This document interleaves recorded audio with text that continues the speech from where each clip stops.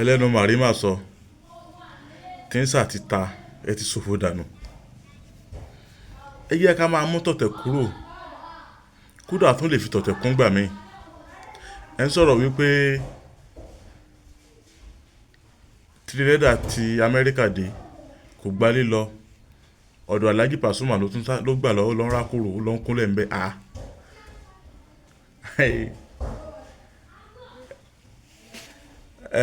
ìmọ̀ràn mi fún Tíré ni wípé mo ti ẹ̀ jẹ́rìí ẹ̀ náà kó mọ̀ gbọ́ wọ́n ní wọ́n pé ẹ̀yin èèyàn, kó mọ̀ jẹ́ kí wọ́n da àárín òun àtàláàánú ẹ̀. Lóòótọ́ Ọlọ́run ní mọ́ rán yàn sí yẹn o, bẹ́ẹ̀ lómi ò bá sí ẹlòmí ò sí, ṣùgbọ́n ẹni tó ń ṣe lọ́wọ́lọ́wọ́ yẹn láláàánú yẹn gẹ́gẹ́gẹ́. ẹni tó ń ṣe lọ́wọ́lọ́wọ́ yẹn òun sì ní Ọlọ́run rán sí yàn lọ́wọ́lọ́wọ́ pé kó máa ṣe yàn lórí. amẹ́yẹ yàn torí yẹn wà lọ́wọ́ ẹ̀ tí ò ní ṣe. kó lọ́ mọ́ bá ti a jẹ́ kí tọmọ ẹlòmíì òfin mọ́ kó mọ́ bá ti a jẹ́ torí ọmọ ẹlòmíì. kò sí ní tó lè ṣe ju wípé kọ́kọ́ gbọ́dọ̀ Alhaji lọ́nà gẹ́gẹ́ bó ṣe náà ló ṣe yẹ kó ṣe.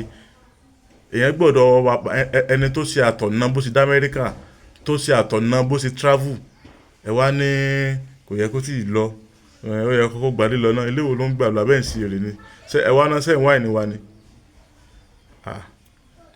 lóòótọ́ olúfimọ́ lèmi so ìyẹn àdàlẹ́ fi síbì kan ká dábì kan sí. eléyìí tí Tírí ṣe yẹn ó wà òkè tó jẹ́ wípé ẹni bẹ́ẹ̀ yẹn bá dúpẹ́ orí àná wà lẹ́yìn ó tún gbà mí kò yẹ kó sì gbàbẹ̀ lọ kí ló yẹ kó lọ ṣe kinní kan tí ń ti ta so tí ò bá dẹ̀ tún lọ ẹ̀yin èèyàn sá bí ò bá dẹ̀ tún lọ ẹ̀yin kan náà lẹ́tún ní ẹ̀rí Tírí ó jọ rẹ̀ lójú ó sì gbá ṣé ó yẹ kó kọ́kọ́ gbalé lọ kò yẹ kó kọ́kọ́ lọ kí Pàṣù náà. àwọn ọlọ́mọ yóò jẹ́ dorí ìwọ̀n rú. Ọlọ́run jó bàjẹ́ fún wa, kò ní bàjẹ́ fún wa ní dààmú. gbogbo PFC pátápátá ẹgbẹ́ yóò mọ̀ lókè ní o.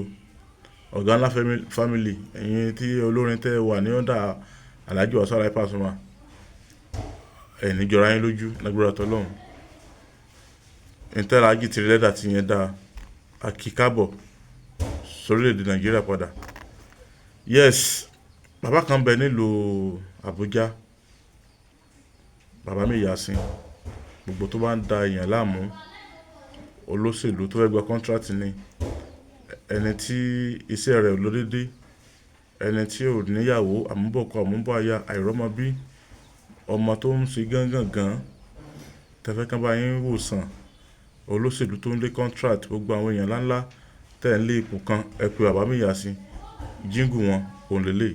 ẹ̀sìn ẹ̀yin olólùfẹ́ wa kò ní bàjẹ́ fún yín, ẹ̀ ní jọra yín lójú.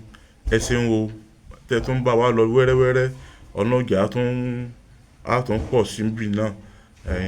wọ́n ti gba tàkọ́kọ́ ni ìlà tó ń fi ṣẹ́ni ká tó ń ṣe eléyìí náà ọlọ́run jẹ́ kí eléyìí náà tún dé ńlá máa lọ́wọ́. ẹ̀sìn wo tẹ́ ń wò wá lórí YouTube àti Facebook wa. Ọládékan Àyìndé abẹ́rẹ́ ọ̀rọ̀ ló kọ́ mi Súná Yáfíkúlé orúkọ tó jowó lọ. abọ́ra tí kì bá wọn kà ní sí pẹ̀lẹ́pẹ̀lẹ́ àṣà oníbalẹ̀ kó gbé kó aṣẹ́ àwòdò oníbalẹ̀ kó gbódó yán olóògbé abẹ gúngún alábàlá ló fún lásọ orin tán kọ́tẹ̀ lógún lẹ́yìn náà pè ní ẹ̀sà ẹ̀sí. Atoni ìgbàlọ́lọ́ ń jalajala aluwala.